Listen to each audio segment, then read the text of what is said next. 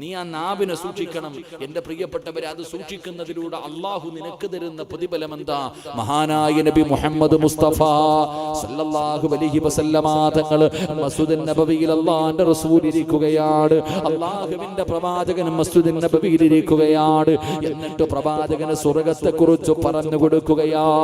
എന്റെ പ്രിയപ്പെട്ട പെങ്ങളെ, അയൽവാസികളായ പെണ്ണുങ്ങൾ മുഴുവനും ഒരുമിച്ച് കൂടുമ്പോ, അല്ലെങ്കിൽ പടച്ചവനെ കല്യാണ വീട്ടിലേക്ക് പോകുമ്പോ, എവിടെയെങ്കിലും ജനങ്ങൾ ഒരുമിച്ച് കൂടിയാൽ അവിടെ ഇരുന്നു കൊണ്ട് ഈ നാട്ടിലെ പെണ്ണുങ്ങളുടെ കഥ പറയുന്നവരുണ്ടല്ലോ, ആവശ്യമില്ലാത്ത കാര്യങ്ങൾ പറഞ്ഞുകൊണ്ട് അവരെ കളിയാക്കുന്നവരുണ്ടല്ലോ.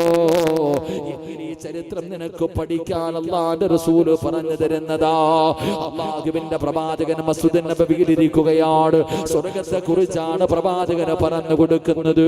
അല്ലാഹുവിന്റെ പ്രവാചകൻ ചോദിക്കുന്നു, സ്വഹാബാ